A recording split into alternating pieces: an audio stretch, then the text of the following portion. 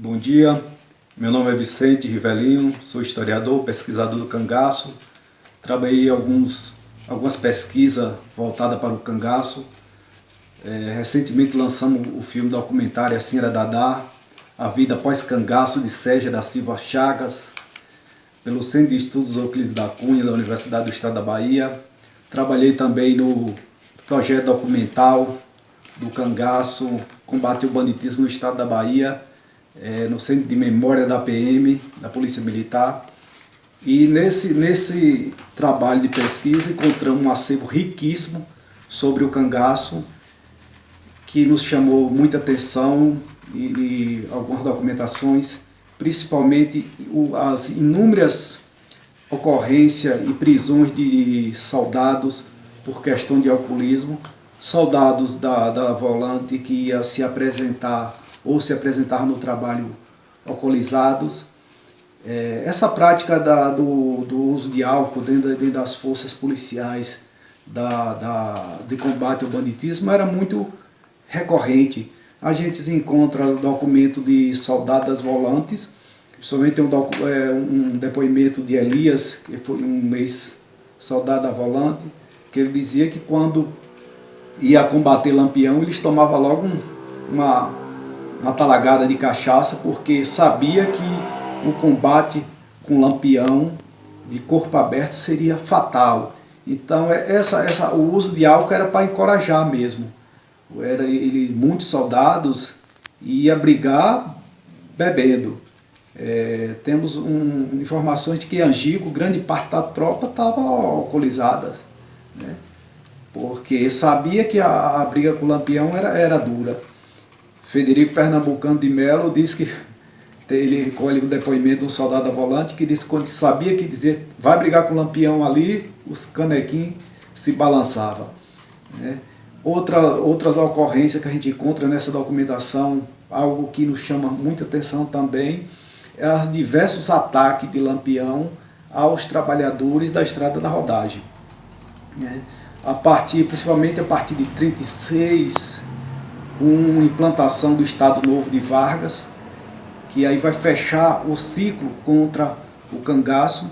A polícia aí vai começar a usar muito o aparelhamento de rádios, o telégrafo, as construções das estradas da rodagem, o uso de caminhões, né? E todos esses aparatos de repressão implantados pelo Estado Novo vai ser crucial ao combate, ao fim do cangaço no Nordeste. Lampião ele era um indivíduo que ele não passava despercebido com isso. Muito embora alguns historiadores pensem que Lampião ele não percebia o que estava acontecendo, mas ele tinha consciência que as estradas da rodagem, as ferrovias, tudo isso seria dificultoso à vida dele, porque a gente encontra os diversos ataques de até muita morte de trabalhador da rodagem, que ele atacava diariamente esses trabalhadores. Tem até uma guarnição que é deslocada, que vai ser justamente para fazer a segurança desses trabalhadores da rodagem, porque Lampião atacava diariamente, sempre tinha o ataque, que ele percebia que a rodagem seria dificultar muito a vida dele durante essa operação do cangaço. E outra observação que a gente encontra na documentação também é o extravio de munição dos quartéis no período da campanha contra o cangaço, né?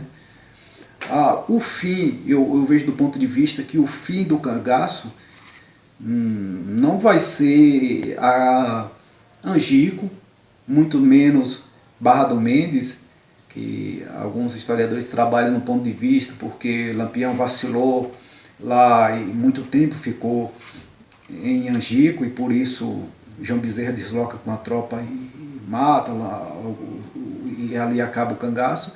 Mas para mim o fim do cangaço vai ser a implantação do Estado Novo, que é o Estado Novo ditador de Vargas, né?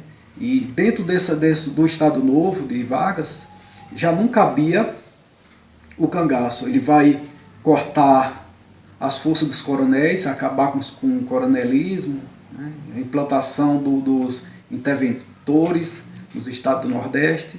E aí, dentro desse processo político, já não cabia mais o cangaço. O cangaço era um atraso, né? Então aí Lampião não servia mais ao serviço dos coronéis, e quando não serve, os coronéis já não se serviram esse serviço, e também não vai dar essa proteção que Lampião recebia dos homens importantes, que fornecia arma, informações para ele, toda a logística que o cangaço precisava. O triste fim de Curisco, o último grande chefe de Lampião. Essa fala minha eu usei até um título de uma obra de Lima Barreto, que chama O Triste Fim, de Policarpo Quaresma, que é para falar um pouco da trajetória de Curisco no cangaço. Curisco é o último grande cangaceiro, o último grande chefe de Lampião que é abatido. E com isso fecha o fim do cangaço no estado, na região Nordeste. A partir de 1938, com a morte de Lampião na Fazenda Angico, muitos cangaceiros começam a se entregar, principalmente os chefes, que Lampião divide os grupos em diversos subgrupos, nomeando chefes de bandos, como Zé Sereno, Português, Pancada. E esses cangaceiros eles vão se entregando a partir de 38, 39 até 1940. E vai ficar dois grupos que não se entregam, que é o grupo de Ângelo Roque e o grupo de Curisco. O Ângelo Roque ele vai se entregar um pouco antes de Curisco, em abril de 1940, na cidade de Paripiranga, no estado da Bahia. Ele se entrega, e Curisco ele permanece na frente do bando. Já não comandava mais o bando nessa época. Em 40, já quem estava na frente era a mulher Dadá, porque em 39 ele vai tomar uma rajada de metralhadora em um combate que ele vai perder o movimento de ambos os braços, e quem vai alimentar e comandar o bando vai ser Dadá. Por isso que já estava paralítico, ela que alimentava ele, que disse que ele era incapaz de segurar a própria colher para se alimentar.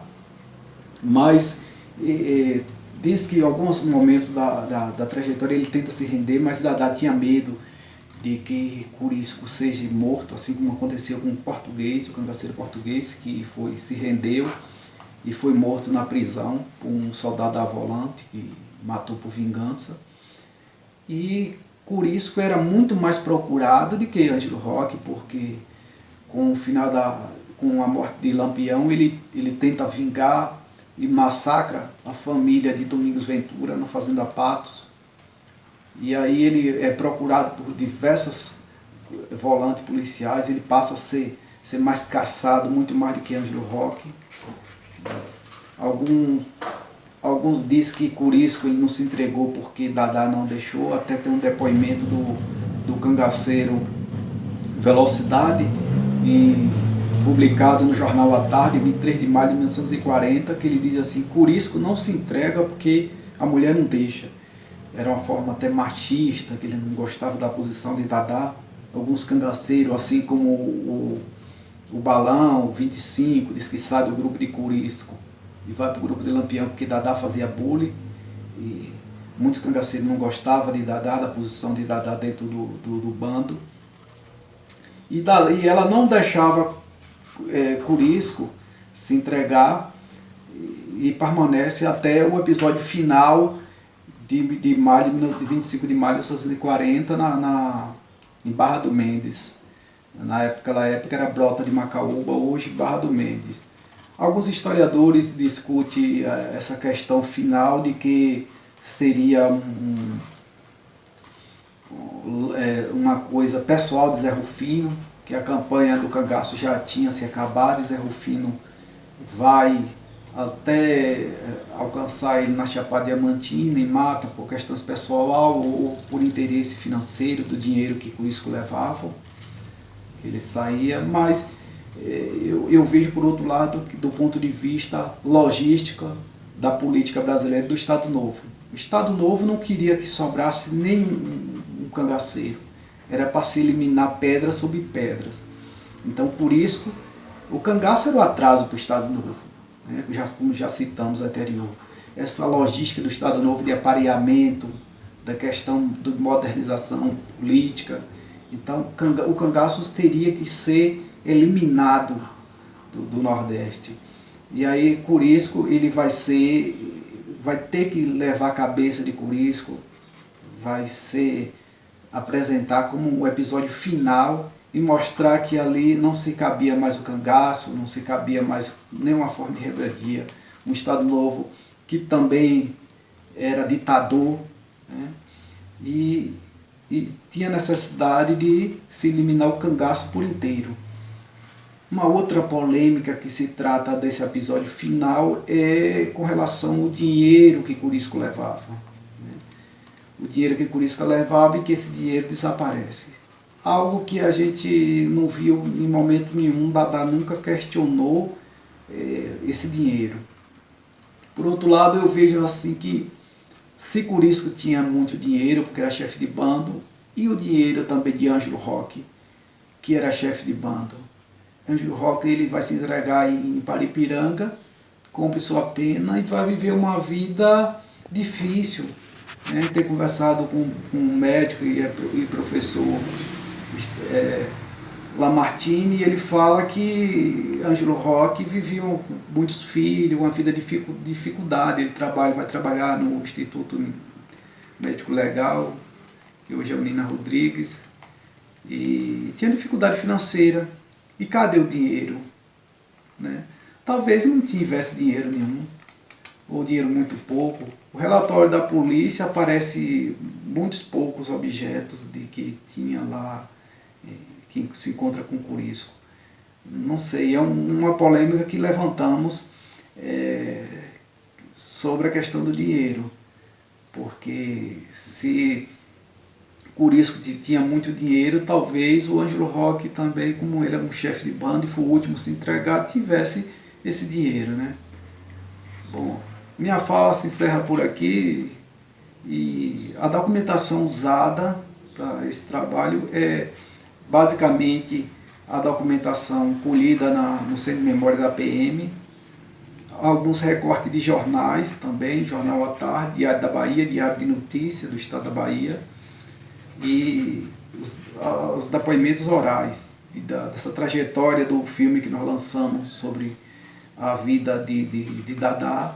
Percorremos grande parte dos sertões e colhemos muitas informações dessa trajetória de Corisco e desse episódio final da Fazenda Pacheco, em 25 de maio de 1940.